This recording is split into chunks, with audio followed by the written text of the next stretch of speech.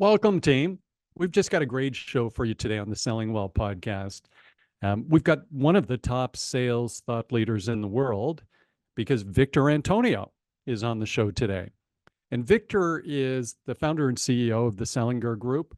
He's the author of 16 books on professional sales and leadership and personal growth, one of which, by the way, his first book on AI came out in 2017.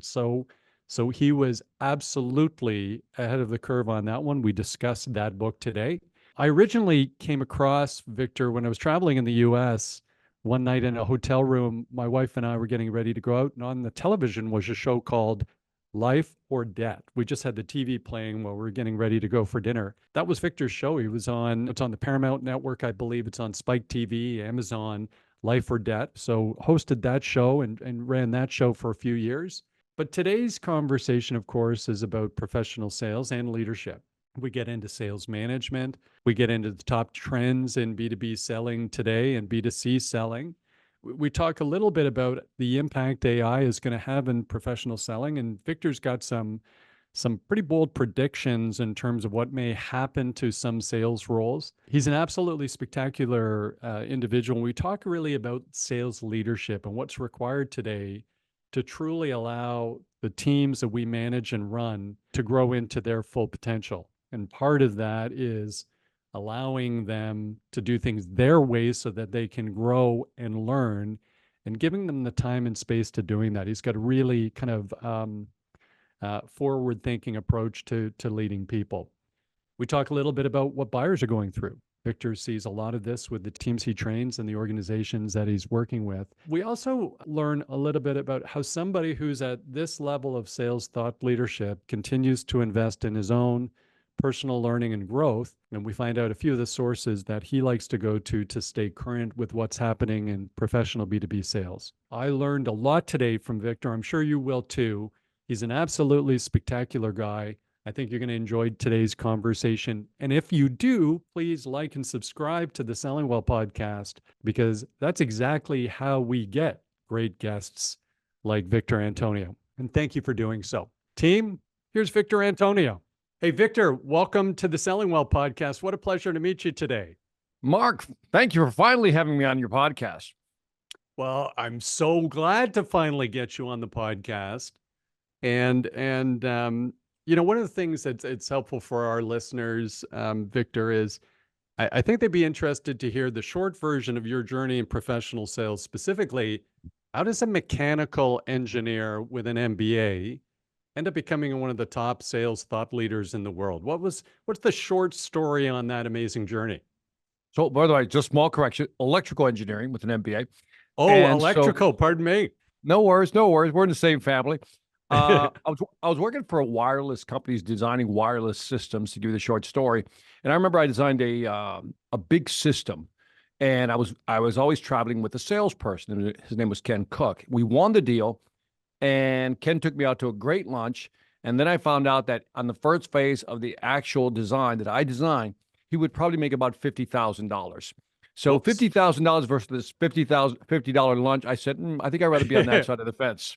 Well, that's a good start. And here we are X number of years later.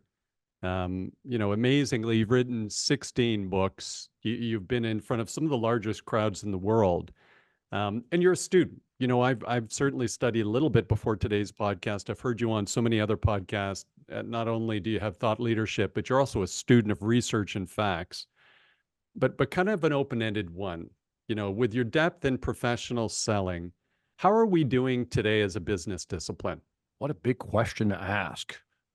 I zoom out, I looked at the world of selling. I'm probably a little older than you and most people who are probably listening or watching this.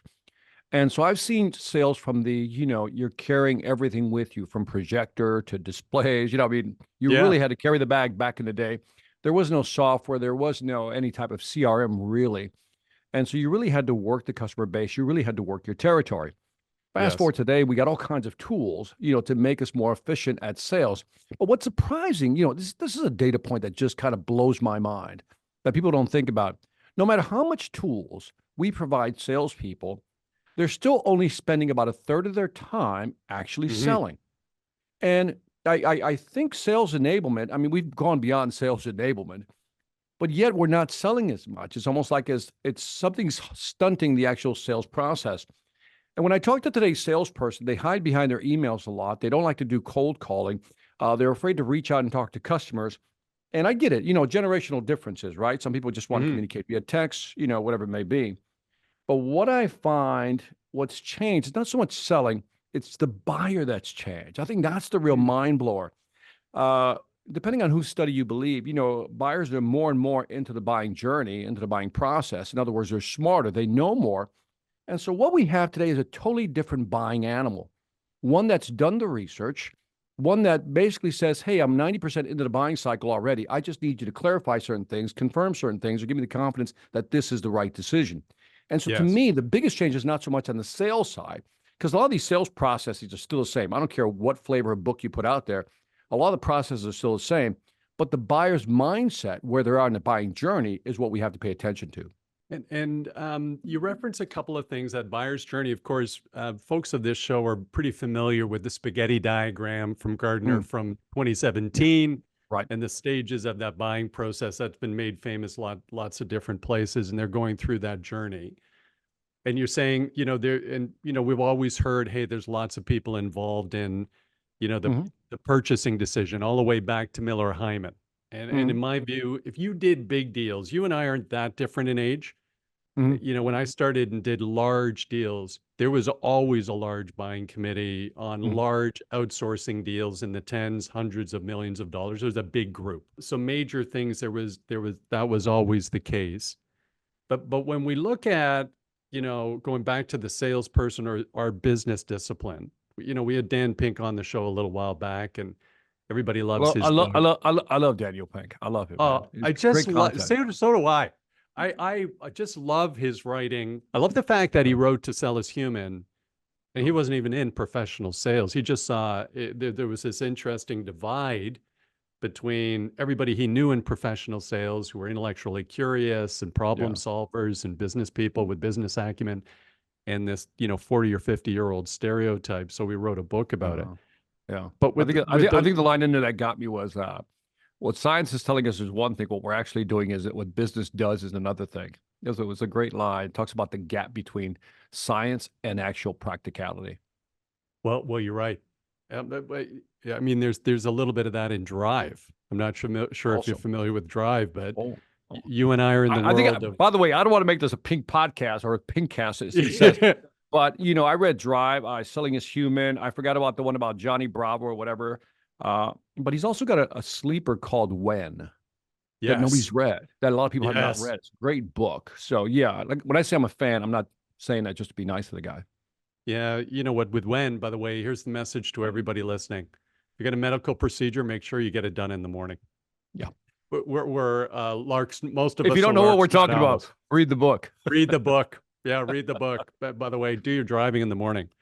But just coming back to what we do, I always like this stat from Sell Is Human. 1 in 9 people in a professional sales job. When we had Frank Cespedes on the show a little while back, he said, if you graduate college or university today, like you with electrical engineering and MBA, you've got a 50% chance now in your career that you're going to be in a dedicated professional sales role. So much different. 1 in 2 people are going to be doing this. But it does seem, if you listen to the noise, it does seem today that sales performance may be declining. So, you're always seeing the stats that, hey, percentage of quota achieves going down, percentage of buyers who actually enjoy interacting with the professional salespeople going down. They're trying to avoid it in some cases. I'm not sure I agree with all of these stats, by the way. Sometimes I think they're a little bit hyped up. But what's your view on the profession? You're in front of lots of groups of folks. You're training lots of different teams. I'm sure you're brought in when leaders are trying to turn around underperforming organizations. Mhm. How do you think we're doing as an overall business profession or discipline? Yeah, I don't want to be that old guy in the room, like, man, back in the day, what we used to, that whole thing. Yeah, yeah. And talks about declining performance. I think the way to look at today's market is it depends on what segment we're looking at. For example, I like to look at things on the spectrum, right? Simple to complex sale, right? Transactional to complex.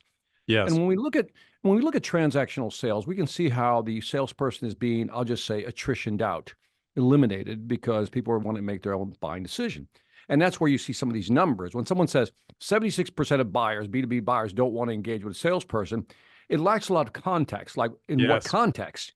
Yeah. Because you came from a technology background, I came from one. And if it's a complex system, I want to talk to a salesperson, especially a salesperson who has experience, has done this. And so Yes. when I look at spectrum from simple to complex, I say, yeah, it's almost like, Pac-Man, right? It's eating all the transactional stuff up. In other words, it's going to be like, for example, AI'd out or whatever. We don't need people. They can make their own buying decision. That is the consumer. But as we get more complex, becomes difficult. Therefore, I think we're going to see a return to Mac Hannon's approach to consultative selling, Mm. where the decisions are going to get so complex that that's where real good salespeople are going to rise to the top, the expert, the best of the best. So I think if I'm in sales and I'm looking at these data points, again, I always ask, well, what's the context? Yes. When we talk about lack of performance, what's the context? Because we've thrown in a new curveball, right? Which is virtual selling. Well, we don't have anything to compare that to. So how do we know how people are doing? If I were to Mm. summarize this, is that it all depends on what we're talking about. Complex sale, you'll still need great salespeople who are subject matter experts, but I can Yes. also see how people want to get away from talking to salespeople. And I always use a simple example. Think about how you and I would buy a car, 20, 30 years ago versus how we would buy today. Today, we do all the research, get all the information. We know what the price should be. When we walk onto the dealer lot, we want a transaction. We don't want a relationship. So that's one of the biggest shifts because we've done the research. So I think again, I go back to we've enabled the buyer so much so that in many cases they don't want to deal with salespeople. Victor, it's an interesting example with the car. I Mhm, mean, I think certain people will go online and do the research if they're high fact finders, if you believe in mhm, Colby and all mhm, that. We still buy through a broker. So, mhm, our last, let's say 10 cars over the last, 20 years or 15 years, I want to make sure that I'm getting, making a good investment, but I want to go to somebody who's an expert who can just help me cut through all the noise because I want to spend my time researching this. I don't want to research cars and I don't want to be researching mhm, my sports equipment and all that. I go to folks who know these things. I just want to use them. mhm, And so I think it always depends on that actual buyer, like the individual you're working with. I think we think today, the difference, in a lot of companies is how well they sell. And, when there's this world where things get commoditized so quickly, mhm, um, through lots of different reasons, but eventually things get commoditized unless you're Apple or Amazon or somebody like that. mhm. I think the way you sell as an organization today is what differentiates your company. And I think sales is management consulting. And so that's Mm, always about the client, the better future, how you can get them there, helping mhm, with trust, earning their trust and and credibility, but being able to help them achieve a better future, get them to that better future and understand what that better future is with industry acumen and business acumen. I don't know if there was a question in there. That seemed like more like a statement. So, but I'll try to add this flavor to it. And that is because there's so many options out there, a lot of buyers are confused, right? The Yeah. whole, I don't know which way to go, left or right. And, many books have been written about this, including the Challenger sale, the Jolt effect with Mac Yeah. Dixon, about making these decisions. This goes back, it always reminds me of, in Robert Cialdini's book, Influence, there was always that example. Love I it. think it was the study by Monmouth University where he talked about the 24 jams, 24 flavors of jams on one table. And then there were 6 flavors on another table. They want to see which table sold the most. The one with Yes. 24 flavors only sold 3%. The other one sold with only 6 flavors, sold 30%. Because as we know, a confused mind will never make a decision, right? So our job, and I'd like to use Brent Adamson's word, is that we almost have to be like a sales Sherpa, which Mm. is kind of guide the buyer to basically what we know they want. I've listened to you. We've done the discovery phase. I understand what you want. I understand your pain points. I understand the impact you want. And as you pointed out, I'm future casting where you want to go. Right. Therefore, may I suggest we do this? And that's what customers are looking for. And I kind of alluded to this earlier. They want clarification, like help me understand what's, this versus that. Yeah. Confirmation. Oh, so it can do that. But the third one is the most important component, which is confidence. Give me the confidence. I want you, the salesperson, to give me the confidence that this is the right decision for me to make. So they want clarification, confirmation, and then the confidence that you give them because you know your subject matter, that they go, okay, I trust you. Let's go with that one. Even if I have to pay a higher price, let's go with that one. Yeah, that confidence. You mentioned both Matt and Brent, the authors of the Challenger sale, 12 or Love 13 their years work ago. also. Love their work. But Matt recently wrote with Ted McKenna, The Jolt Effect, which, you know, talked Fantastic about book. that no decision and the no decision, I think tying into that confidence. Mhm. So, you know, what they spoke of, which I think is relevant to your model, Victor, was they said there's this decision, you know, a buyer makes a decision where they're in pain and they say, hey, I want a solution. Mhm. And then there's a second, once they've made a decision, there's a second decision that says, hey, is this the right thing to do now? Yeah. I'm almost getting advanced buyer's remorse, or am Right. I better just missing out versus messing up? Right. And that's and really this idea that, you know, 60% of deals today, if not more, go to no decision, where my main competitor isn't somebody else, you know, Yeah. doing sales training. It's the organization decides not to move forward at all. And There's a subtlety in what you said that was put in that data, right? yeah, If I remember the most, it's 40% win. You on average, you lose 60%. Of that 60%, 20% go to your competitor, 40% go to no decision. I would argue that maybe that 40%, 10% go because of pricing. Still leaves you with 30% no decision, which implicitly means this, that your real competitor isn't your competitor, which is only 20% of the business loss. Your real competitor, as you've pointed out, is indecision. And then yeah, what you've said is very important. So I don't want people to skip over that, because you said something very important that's highlighted in the book, is that you create enough pain where you're beyond the status quo, I think is how they phrased it, that I know I need to change. yes, So so in other words, you don't need to convince me I need to change. I know I need to change. The second part of the problem, part B of the problem, as you're pointing out, is, yeah, but I don't want to mess up, which is what's right. highlighted in the book. And I thought that was a very interesting way to slice that some people are beyond. They know they need to change, but they're afraid to make the change for fear of messing up. In other words, it's buyer's regret. And I thought that was very powerful in the book. Isn't it? And I know you've got a great background doing large corporate deals into large enterprise, as do I. And then, but with our current business, there's a lot of work where we're doing with medium-sized enterprise. And Mhm. yet, I find in a large corporate enterprise, the fear of making a decision or putting your head Mhm. up and being a leader. A lot Mm. of large corporate enterprise is about risk management as an employee. You're not Sure. getting the zealots who want to actually get out there and really make a difference, because it's so Well said. bureaucratic might be the wrong word, but in some cases, Yeah. moving the needle is so Yeah. hard. They're managing, maintaining.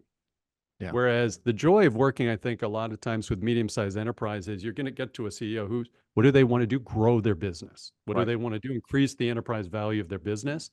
And so they're courageous. But by nature, they're entrepreneurs, so they might be a little bit more courageous that way to a certain extent. So they make decisions. So it's a much, as you aptly pointed out at the beginning, it's a much different type of sell cycle. Yeah. But I I, thought I like that can I add idea. one more layer to that? What I'm seeing in the Please. market is very fascinating, because we talked about, where the salesperson is going to be in the future and where they will play. Yeah. I think this is very interesting that I do a lot of residential business, like contractors, whether Oh, it's wow. HVAC, plumbing, pools, big customer base of mine, like Window World, Orkin Pest Control Company, big customers of mine. Yeah. So they're not going to be AI'd out soon, right? Because they're not. And I think that's a very fascinating segment also, because we never think about contractors that way. But that's an interesting market because they're, in my opinion, still pure sales. In other Yes. words, if we take it away, if we don't look at the top of the funnel, which could be, AI'd out, but once you get into the funnel, that's pure sales, because you still have to get to the house, walk the house, have the conversation. And so I almost want to say that that's the last bastion of where the sales process is found. Very Thought I'd share pure. that insight. Yeah, very pure. Well, you've struck a chord. It's close to my heart. I started running a painting company when I was in university. And Really? Okay. so You are many impressive. of the Mark, list. you are impressive, man. You are Oh, impressive. no, I'm not sure about that. I've got a number of people who would debate you on that for sure. But Right. um, one of the things that was so great, the organization, it was a franchise painting company, Hmm. and one of the guys who had started it came from IBM. And I'm not different in age from you, Hmm. Victor. So this is in the late '80s, early '90s, while I'm going to Hmm. university. Hmm. But it was the basic need satisfy. Sorry, identify the need, develop the need. Hmm. Right. So you're walking around a house and somebody says, "Well, why are we here?" And they say, "Well, the windows are peeling and I'm worried about it." And Mm. you'd come back and say, "Well, listen, we'll make them look better for sure, and this is what we're going to do. We're going to prime them and we're going to paint them." Mm. But the issue here is if you don't do something, Hmm. it's going to rain, water's going to get into the wood, it's actually going to expand. So instead of painting, you're actually going to have to replace a window. Right. And so it was so pure. I just loved it because, first of all, you were actually helping. It was all truthful, it Hmm. was ethics based. But by the same token, there was this everything in sales we try and do in these long sell cycles over time, you're Hmm. doing in a very short period of time with a 1 hour visit with somebody selling. So this was kind of triggered Yeah. my love of this Yeah. business discipline and profession. And Uh, you're I, running a I, small I, little want I wanted to highlight what's interesting about this market segment. Let's call it the residential contracting business. yeah. Is that I made a statement earlier that simple sales, transactional sales, will be AI'd out, right? In other words, the buyer will buy on their own. This is kind of a simple sale, but yet it's one that cannot be automated out. Right. Whether AI, because the thing is, you still need that consultative piece. I think that's why I find residential sales a very interesting market. And as you pointed out, whether it's you own your own small company, contractor, or you're a franchise, that's not Yes. going to go away. And I think that what we're going to see in the future, I think, is that's going to be a more robust market for salespeople. And we're going to see a lot Mm. of more salespeople jump into that market because that's where sales training is really needed. Well, this is very interesting. We've never had this kind of conversation on the show before, so thank you. One of That's the because you things that never had me on your show. That's I why. know, don't worry, we're going to do it continually moving forward, I'm just twice a messing year, with you. three times a I'm, year. I'm just messing with you. Um, that what I find interesting when I started, I left the painting company, I went into corporate sales, and again, I'm of a similar age. So the first big technology sales I was selling big photocopiers. Hmm. It was literally harder to extract $5,000 out of a homeowner for a paint job than it was to get $100,000 out of a corporation for a new photocopier. Like Right. it's not easy to do that when you're doing that. You've got to, they're really making that assessment and trust and credibility, and they're going Hmm. through the phases of, do I have a problem? And, Hmm. I'd rather miss out than mess up. So I think they're really that pure idea of Hmm. sales being a last bastion. I completely Hmm. agree. And we Yep. go through it all the time. Right. And I always find there's this interesting gap with the folks we train where we literally just ask the question, how do you like to buy? What's important to you? Right. And then you start to ask them, how are you selling today? And there's a gap. There's a difference. There should be no gap. There should be How no you gap. buy is how you sell. I want to go off on a small tangent because I think we don't talk about this enough, and it is sales related. It's managers and how we train salespeople today. Mm, What I'm seeing is, there's something called Polanyi's paradox. Polanyi's paradox is you know it, but you can't explain it. In okay. other words, we all had managers who go, just go do it that way. And you go, Yes. why? Because it works. And they think that's sales training. And what I'm seeing today is that a lot of managers are still doing what we've done for many years, decades now, which is to throw people into the fire and say, figure it out type of thing. Deep in the pool, just swim, figure it out. Yes. And Yes. and too often it's because and I really I would love your opinion on this because I came up with a simple way of looking at sales versus salespeople or managers versus salespeople. Tell me if you agree with this analogy or this visual.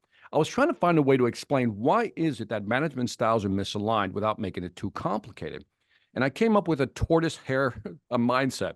Allow me to Mm, explain it, and then I think you'll enjoy this. We're both familiar with Theory X and Theory Y management styles, right? Theory X is command and control. Just do what I yes. tell you. Go left, go right, block here, squat there, do this, right? That's how you sell. theory Y is more delegation. Yes. Look, I'm sure you'll figure out. You have any questions, come see me. In other words, theory X, command and control. Theory Y, figure it. If you have trouble, just come to me. Other than that, figure it out. Right now, when I look at salespeople, I put them in the tortoise and the hare. And what I've realized is that a tortoise loves instructions. Right? You have to tell the salesperson what to do. You have to choreograph the steps. Yeah. A hare, a rabbit, just likes to run. Just give them an end goal and they'll run. Now, here's what I find interesting. If you have a theory X command and control person, that's your personality, then Yes. you'll do well with a tortoise who loves instructions and loves to be choreographed. But you'll struggle with the hare because these are people who just want to do it their way, have their own personality. The inverse is true. If I'm theory Y, I'm very delegative, if that's a word. In other words, rabbits love me because they're like, oh, he just says, do it my way. But then tortoises need instructions. Yes. Now, here's my point. A lot of salespeople who are promoted because they're Yes. very good are started out as hare, and now when they're promoted, they're theory Y. Go do it. Go do it, right? And so when they come across a tortoise, and the tortoise is like, well, how do you do that? You're like, well, dude, it's easy. Just go figure it out. And I bring that up because I see this misalignment sometimes in management style versus the actual salesperson. And I want managers to be aware that their selling style can be in conflict with how a salesperson wants to be talked to. I think it's spot on, Victor. So you said, hey, what was your opinion? I think it's spot on. And I think there's a couple of challenges today with sales leaders. I think for the most part, what we do is we promote, the hare. Mm-hmm. And I think a lot of times the hare, the top performer, the Wayne Gretzky, if you will, is not a good coach. Yeah. And so, good you analogy. See this, time and time and time again. And actually, while he was playing, he kept saying, I would never be a good coach. Told everybody, but then he bought into the Coyotes and he had to coach and they were miserable. He was miserable. I think the second thing is, I think there may even be one in between that tortoise and hare. I don't know what the animal analogy is, but outside of the command and control, I think there's this, Stephen Covey, trust and inspire, where it's not the command and control anymore, but there is an active coaching. And you see this in professional sports today. I played, hockey to a certain level, not professional, but in high school, we would have people throwing garbage cans around in the hockey dressing room. I mean, that was command and control. And again, hockey players were not the, sharpest tools in the shed. So they had to make a point, and they were making points that way. There's a lot of talk these days. You have to be a player's type of coach. The way that, players make 10 times what the coach makes and all these types of things, you have to get the best out of them differently. I think maybe there's just this different world in terms of leadership. And you probably had them, and I certainly had them, where not all the time, but you had a leader. Didn't mean they were soft and cuddly or super warm all the time. But I did have a sense that they had our best interest at heart or their own. And so it wasn't just about making them look good. It was about helping me develop as a person, and a professional. And to me, that's one of the things we see missing, today in leadership, because I'm with you. I think one of the X factors of professional sales is sales leadership. And I don't think the other thing is we're very busy training professional salespeople, and the leaders are very quick to put their teams in our training. They are not quick. Train them for me. Make them sit up, make them roll over, and then give them back to me. Yeah. They are not quick. Yeah. They're not quick, sorry, Victor, to put themselves in training. We have sales leadership training. No one signs themselves up for it. It's the CEO signs up the sales leader to go into the training. So I think it's an interesting thing with leaders today saying, hey, I think they need to work and develop and continually learn, but I'm not sure I do. Do you see that? Oh, I definitely see that. I see it all. I mean, that's been around. It's almost like a broken record. Is that okay? I was there's nothing in there I could disagree with. I was going to say that my greatest management lesson in managing people has come from my daughter. So my daughter works for me, and she's a younger Oh, generation, obviously, right? And I remember, I was applying my old management style, and I was complaining to my wife. I said, well, there's a couple of things I need her to do. She's not doing this. And my wife's like, well, did you talk to her about it? I said, I did. And then my wife said something is that one of the things that don't offer, I'll just say the younger generation, or students today that coming out of college or new salespeople is that we don't give them enough runway to mm, learn. We want them mm, to just be like binary. By that, I mean, just go from 0 to 1 quickly, yeah. right? And my wife said something that kind of shook me to my core. And she said, that's the problem with working in corporate America today. She says, they don't give them the time to develop. He said, Yes. this is your daughter. She said, this is your daughter. Your job is to give her the time.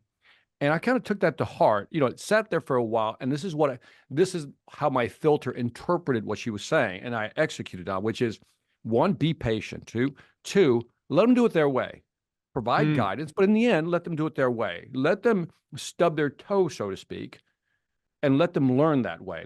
Give them room to make mistakes, which yes. she did. They weren't like, horrendous, but there were some that were a little costly, right? But at the end of the day, today she's like my ultimate demon marketer, right? She runs all my marketing stuff. But initially, there was like, it was, as they say, as a plane was taking off, it was quite wobbly getting up there. But once she got going and I gave her that space to, let's say, make her own decisions, do it her way, just kind of shut down my own brain and say, okay, let's Yes. do it your way. Because, maybe you see something I don't. And it requires a certain level of humility to say that, tucking your ego in your back pocket, which a lot of managers don't want to do, and then letting them do it their way. And then you have to kind of ride out the turbulence of learning with them. Yes. And then once you get past that turbulence, it's clear sailing. The problem is a lot of people today in corporate America don't allow for that turbulence of learning to happen. And then they're very disappointed. And then, by the way, they're not happy because they're not doing it their way. They're not growing. They don't sense they're not growing.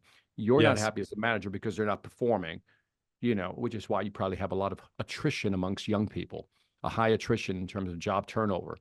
Yeah. Bravo. What's your daughter's name, by the way? Camille. Camille. Camille, Yes. shout out to Camille. Tough to work for your dad. I'm sure it's super fun, but tough. So shout out to Camille Yeah. listening to today. Yeah. She loves it But today. I think she loves it today, though. She loves it today, but early on, she'd be like, way to oh, go, Camille. But you're on such an important point, I think, for everybody listening to the show, Victor, which is I think that allowing the appropriate time. I mean, you and I see the same stats from Gardner and McKinsey and everybody else talking about, an 18-month tenure on a sales leader. It's actually the same tenure these days for an SDR, BDR, which is an entry-level job in professional sales. Some of the largest technology companies in the world, which we've done some work with, they still have outdated, approaches of, hey, let's hire 30 people. We'll actually do group interviews. Most ridiculous thing I've seen ever. And by the way, 4 weeks after we hire 30 people, maybe 12 or 13 of them are still here. Can you imagine the impact on a new professional? The next Victor Antonio graduates with electrical engineering, has an MBA, takes the first job with a name brand technology company, tells all of their friends and family they're so proud. And 4 weeks later, they're out of a job. The miserable. devastation on Yep. the self-esteem. So the folks listening out there, get better at interviewing, hire the right person, Yep. but you have to give them a reasonable, onboarding plan, a formal onboarding plan, and a reasonable period of time to be successful. Because I That don't think, turbulent period is yeah, the important. turbulence. Yeah, Yeah. I want to tell you this quick story, and I'll make it quick because I think this was the biggest learning moment for me from a management standpoint. First job out of college, working for Honeywell, worked for this guy, we'll call him Joe. Joe was very Theory X, command and control, do it my way. I would Yeah. put together, let's say, a $50,000 proposal, take it in his office for signature, and he would just take out his red felt pen and just bleed all over the proposal. It says, go ahead and fix that, bring it back, and I'll sign it. I would fix it, bring it back. He'd bleed over it a little less, but he'd bleed on it nonetheless. And this went on several, for like 3 or 4 iterations. I finally got it right. He signed it. That goes on for a while. And by I don't know, I'll just say the 10th proposal, 20th proposal, I don't want to put in a lot of work because I know he's going to change it. So my willingness to do any work goes down. He's looking at me like, you're not getting any better because these things still keep coming in bad. Well, that's because I'm not putting in a lot of work because you keep editing it. So it's a Yes. it's a vicious cycle of negativity, right? In other words, and not surprisingly, not surprising, I leave the company. I Mhm. then go to another company. This is where I met Ken Cook, the sales guy. In this case, I'm still an engineer. I walk in, first day, my manager's name is Tom. I give him the proposal. It's a $1.5 million proposal, not 50,000, 1.5 million. It's a binder. I hand it to him, and I'm thinking, here it comes, because I see the pen, not red, but I see the pen in his pocket, right? And I remember he opens it up, looks at the executive summary, goes all the way to the back. It's like, you've seen those big deals where it's like, Yeah. 200 pages, and looks at the materials list, and then looks at the pricing and the profit margin, closes it, and he looks at me and asks me this one question. He goes, is it all there? He goes, is it all there? I go, yeah, it's all there, like that. No confident. Yeah. And he signs it. And I walk out of the office, and you would think I would be euphoric. First thing that hits me is pure panic, right? Like, oh crap, he signed it, right? Yeah, Right. I hope Right. everything's right. I'm like, I'm in hyper panic. I go to the senior engineer. His name is Roy. Roy, he says, Victor, what's wrong? It's like, is the house burning? What's wrong? He says, I went into Tom's office with my first proposal. He says, yeah, it's 1.5 million. He goes, yeah. He goes, but I went in there and he just signed it. He didn't look at it. He signed it. He said, what? He goes, he signed it. He didn't look at it. Roy looks at me, he goes, well, that's your job, not his. And he walks away. And I was like, see, and Tom was theory Y. He hired you for your skills, figure it out. I'm not there to micromanage you. And I thought those were two interesting, management styles. Theory X, do what I tell you, do it how I do it, zero motivation. To this day, Tom remains one of the best bosses I've ever worked for because he let you run. He let the rabbit run, so to speak. By the way, it's easier on Tom. He's training Yes. you to actually do the job that you're there for. And so instead of him trying to redo the work you did and do the work, his job is to actually continue to elevate you so you can achieve your full potential. This is what they don't understand. Like, for example, Camille today comes up with stuff like content marketing strategies that I could never have conceived. But she was given the room to grow and run. And now she's coming up with stuff that I, can't even think of. To your point, it makes my job easier. It would make Tom's job easier if he just lets people run. Joe never figured that out. And we have a lot of Joes in this world. Yeah. Well, I'm an entrepreneur, you're an entrepreneur. And so I think a lot of things with entrepreneurs at some point in time, we when we start, we like to be busy. Mm-hmm. You start to feel, hey, the more I do, I'm actually getting things done and blah, blah. And you start to realize, hang on, did I just do the accounting for the business? Did I actually just run through a P&L? Why don't I pay this fellow to do that or this lady to do that? Because maybe I should be selling new deals for in the funnel. Right. So I think there's this busy addiction to a certain extent, feel like we're making a contribution. And I think when you come to those folks that are great leaders, they actually understand their job is to elevate everybody who's working with them. And that's how you 10x, 50x, Amen. 100x a business. But it is, let's say I understand the theory, Victor, and then when things get a little stressful around here, and maybe I didn't get my coffee and I haven't eaten enough in that given day, I'm sure I default to those things when I'm not in my best self. But it's a great example. By the way, it means you're human. That's Yeah, all it thank means. you. It means you're human. I think we all do that. I think we have to have this awareness, though, that if we're thinking long term, we have to let people underneath us grow and give them an opportunity to grow. And I hope if managers will listen to this and they have, I'll say young salespeople or anybody, just young employees, you got to let them run a little bit, let them grow a little bit, feel like they're contributing something and they're making it their own. Absolutely. Well, I'm going to shift gears a little bit. Victor, you have such a plethora of work that we could go into on all of the key topics, I think, in life and business and professional sales. I'm really looking forward to continuing the work in terms of researching everything you've done. But I'd love to chat just briefly about The Greatest Gift, one of your books, The Greatest Gift, the Wow, you five found gifts, that one. You found that one. That is a the gem. five 5 gifts that will dramatically change your life. And you talk about, correct me if I'm wrong, but you talk about self-discipline, mindset shift, personal responsibility, focus on giving, Yeah. and continuous learning. Have I Yeah. got the 5 right? They're in there somewhere, but you had to get the greatest gift. And the greatest gift is this. And I think everybody will enjoy this and really listen to this because this is the essence of the book. It was written in the when I wrote The Greatest Gift, it was written in the if you know who Ogmandino is, in the style of I don't. Ogmandino.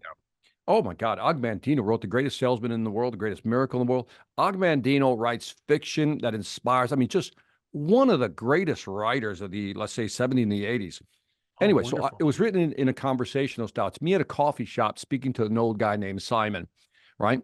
And so in that conversation, I'm speaking as a young person to a guy named Simon who's like 70 plus years old, right? My elder. It's a great Yes. conversation. But the greatest gift, and I think somebody needs to hear this. At the age of 50, I gave myself the greatest gift. And here's what I mean by this. The greatest gift is the gift of forgiveness. Mm, And it allows you to move forward. So here's what I said, and I'm not making this up. I truly did this. At the age of 50, I said to myself, you know what? From this point on, visualize, if you will, Mark, with me, that you write up all your screw ups on a board. Like imagine this board in front of you, right? And you say, oh, remember that? I did that stupid. Remember the time I lied about that? I shouldn't have lied about that. Everything you can imagine that you just stupid, right? Wrong. yes. You, Yes. you bent this, you did that, all the things. And then now imagine, okay, you're looking at the board. You got everything. You just totally threw up on that board, right? Everything is on there. And then what you do is you then erase the board and you say Mm, to yourself, from this moment on, I will no longer recall those thoughts as part of my nice. identity. So, in other words, what I said was, so now when I find myself thinking about something, I said, yeah, but remember that one time I did? I go, wait a minute, was that before I was 50? I go, yeah, then you can't count that anymore. And so it Right. allows you to, it's almost like a mindset mental reset. Yes. And you don't carry the past, you don't bring the past into the future anymore. If I can simplify it, that is the greatest gift. That if you say to the year today, from this point on, we're starting from zero, we'll reset, erase the board, and no longer will the past be brought into the future or the present of any decision I'll make. You'll take the experience, obviously, but you won't castigate yourself. Well, last time I did that, it didn't go well. I was Exactly such an idiot. right. Like, you know what? That is the greatest gift that you can give yourself. So team, there's a bit of a, both Victor and I have handles for our mics, but I'd throw my mic down if I didn't. That's the mic drop. So Thank you. when we start to think about this for today, so Victor, 100%, I'm absolutely going to do that. The truth of it is, I'm going to need 2 or 3 whiteboards. Oh, You know, it's a for big the board. mess. It's a big Yeah, board for all of us. for the Yeah. things that I've messed up, I'm going to need a By the way, few when of I say those. one board, I didn't tell you how big it was. It's That's right. It's the side of a building. Yeah, the it's side of a building. a Or small building in Manhattan. remember those professors' old chalkboard? They fly one up. They throw one up. It was mine was small. Exactly. Yeah. But what a great exercise in that concept of letting it go and forgiving and just moving forward. Yeah, And we're too hard and on ourselves sometimes, Mark. yeah, We're hard on life is hard enough. And as you get older, I said, that whole you mentioned Stephen Covey. Remember that whole circle of control, circle of influence, circle of concern. Focus yes, on the things you can control. And that's part of the whole attitude and mindset thing. That stop castigating yourself. Yeah, you did stupid things in the past. Well, let's leave them in the past and start from today, moving forward. And let's look at all the great things we've done since then. yes. Love it. Yep. So by the way, what a great I think it's a great exercise for the leaders and the CEOs out there in your next meeting with the team. I mean, one of the things that I think we all are challenged by today is keeping people in a positive mental state or a healthy mental state. Mhm. And, we've got a couple of podcasts coming out about mental health in professional sales where we're talking to different people. But this is such a wonderful exercise to protect your mindset, protect your confidence, protect your mindset. I'm absolutely going to do that, Victor, and Mhm. appreciate that very much. And by the way, I do love all of the other, the gifts that will dramatically change your life. They're indisputable. Mhm. This something like the focus on giving or helping somebody else out that just makes you feel better. I Not agree. all of us learn that soon enough. One of the things I've really enjoyed about today, Victor, and also, I had a chance to listen to you on a couple of other folks' podcasts. You're Mm, extremely well read. You're mm, also up on facts and data and research in professional sales, which in some cases is a little lacking. mm, For the folks listening today, what are the sources of information for you? How do you stay current mm. on what's happening in professional B2B sales and B2C sales? What are the sources of information that you use to stay current in business?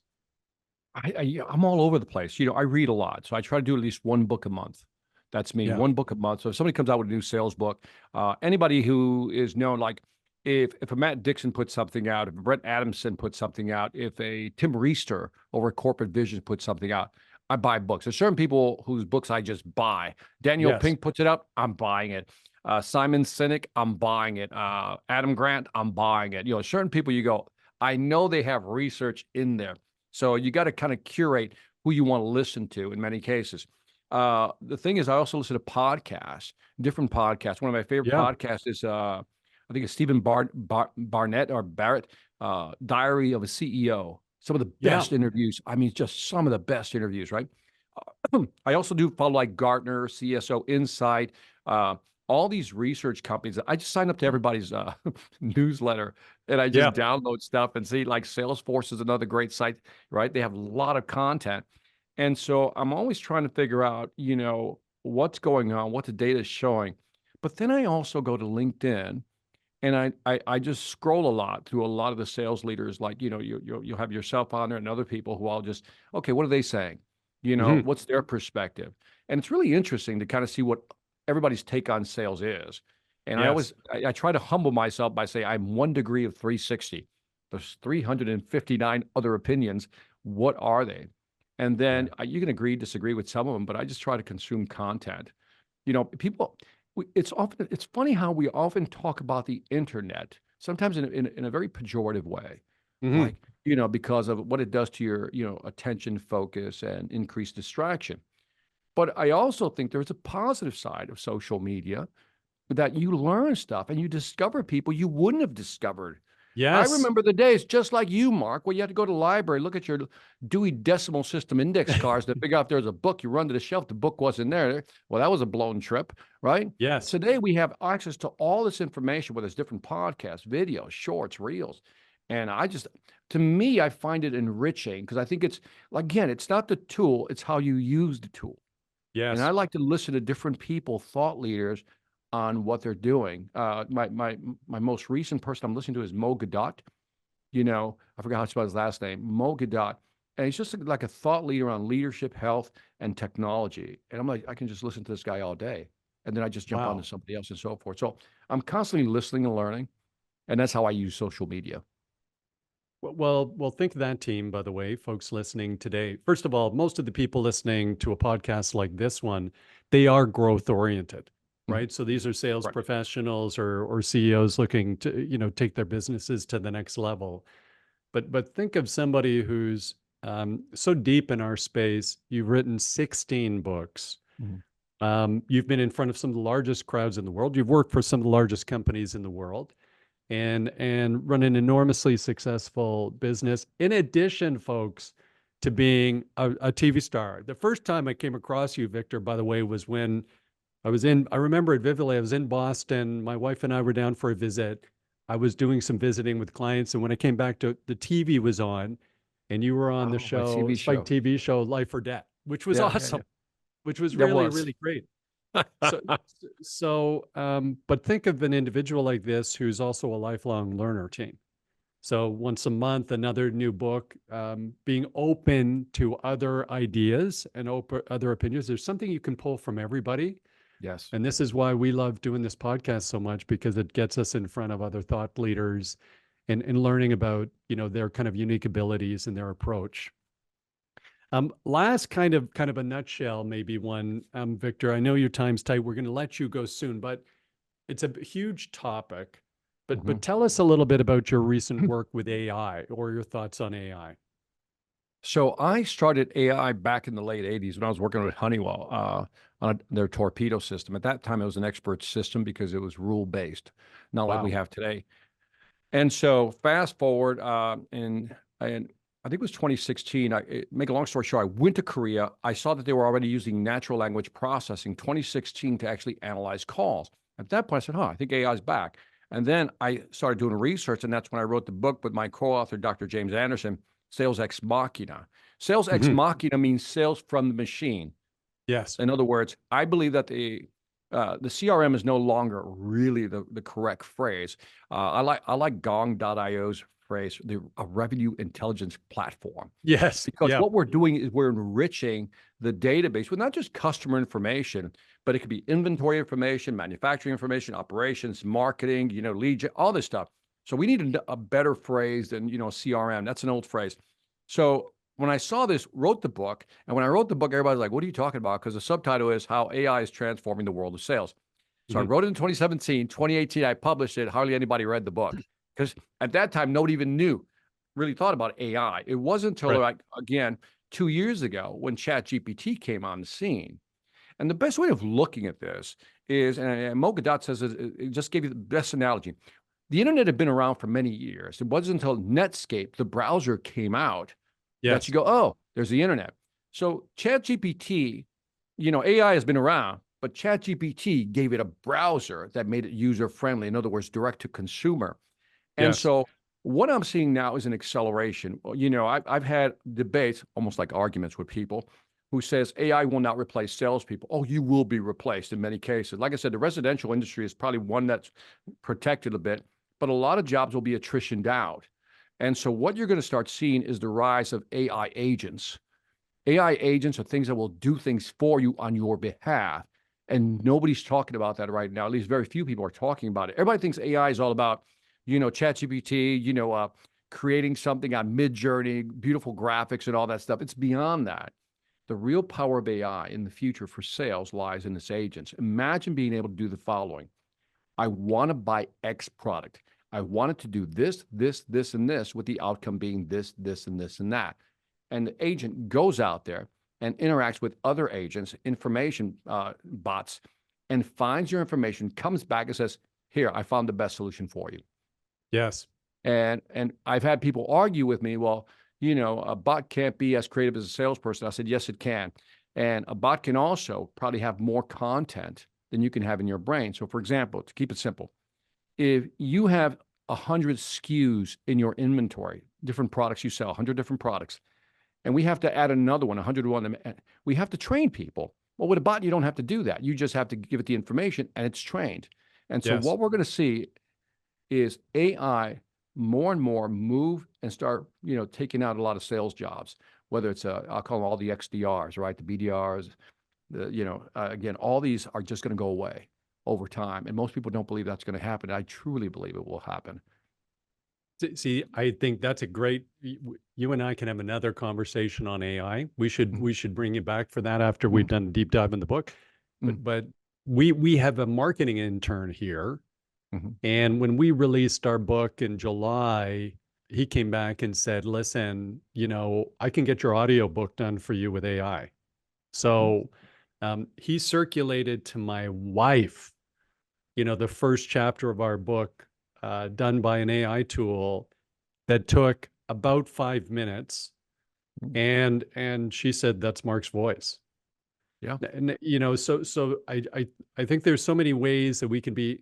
I think really what it's going to be is, who can leverage AI. I think one of the key things is, can you leverage the tool as kind of an expert of prompting Sure. AI to maximize productivity and leverage, quantum computing with big data. These Mhm. two things start to have a flywheel effect on the Oh yeah. things you can do. By the way, once you start talking about quantum computing, it's a new game, and I think you get it because you understand it. A lot of people don't understand how fast this is coming, Oh, and I think we have a lot of Luddites who don't think that AI is going to take their jobs.